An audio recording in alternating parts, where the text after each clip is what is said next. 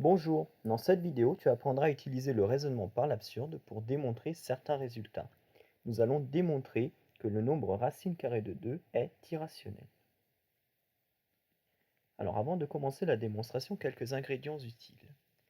Tout d'abord une définition. Un nombre est dit rationnel lorsqu'il peut s'écrire sous la forme d'une fraction, c'est-à-dire sous la forme P sur Q, avec P et Q deux entiers.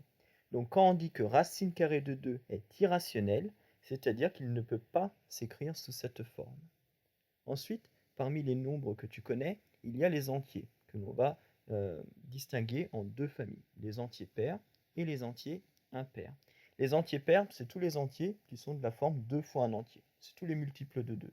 Par exemple 6, c'est 2 fois 3, moins 8 est pair aussi, c'est 2 fois moins 4. Les entiers impairs, c'est tous les autres. C'est tous les entiers que tu vas pouvoir écrire sous la forme 2 fois un entier plus 1. Par exemple 7, c'est 2 fois 3 plus 1. Moins 9, qui est impair aussi, c'est 2 fois moins 5, c'est-à-dire moins 10 plus 1. Dit autrement, c'est tous les nombres pour lesquels le reste de la division euclidienne par 2 vaut toujours 1.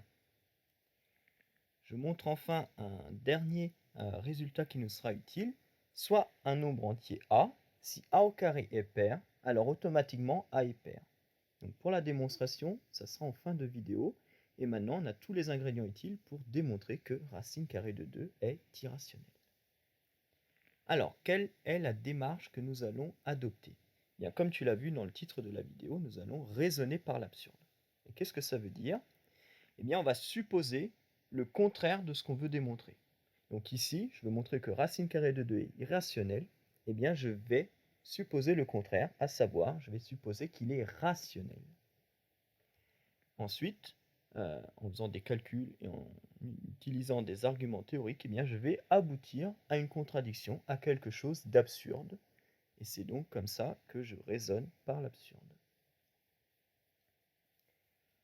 Donc allons-y. Je suppose donc que racine carrée de 2 est rationnel, c'est le contraire de ce que je veux montrer, c'est-à-dire qu'il va s'écrire sous la forme d'une fraction, P sur Q. Et tu le sais, quand on a une fraction, on peut toujours l'écrire sous une forme irréductible. Et bien là, je vais supposer que c'est la forme irréductible de racine carrée de 2. Alors, je vais faire les calculs en même temps que toi. Donc, j'ai racine carrée de 2 qui est égale à P sur Q. Alors ici, j'ai très envie d'élever le racine carrée de 2 au carré, parce que je sais que ça fait 2. Donc je vais, ici dans mon égalité, élever au carré chacun des membres. Donc ça me fait 2 est égal à P au carré sur Q au carré. Et donc ici, je vois que j'ai un dénominateur Q au carré. Pour le simplifier, je multiplie chaque membre de l'égalité par Q au carré. J'ai donc 2Q au carré est égal à P au carré. Et c'est exactement la même chose que dire que P au carré, c'est égal à 2 fois Q au carré. Donc 2 fois Q au carré, 2 fois un entier. Qu'est-ce que tu remarques? Eh bien ici, tu devrais remarquer que P au carré est un nombre pair, parce que c'est 2 fois un entier. Mais d'après la proposition que nous avons vue en introduction, cela signifie que P est un nombre pair aussi. Donc ça, je l'écris. Donc à ce stade, on a montré que notre numérateur P, c'était un nombre pair. Donc comme il est pair, ici je t'ai réécrit au propre à gauche, donc comme P est pair, eh bien il va exister un entier K, je l'appelle K, tel que P, ça soit 2 fois cet entier K. Ça c'est ce qu'on a vu sur les nombres pairs. Donc je reprends mon égalité que je viens de démontrer, hein. P au carré est égal à 2Q au carré. Je remplace le P par 2 fois K, parce que c'est un nombre pair. Donc j'ai 2K le tout au carré égal à 2Q au carré. Je développe ici 4K au carré égale à 2Q au carré. Je peux simplifier par 2 et j'obtiens donc quelque chose d'équivalent à 2K au carré est égal à Q au carré. Et là, c'est le même raisonnement que tout à l'heure.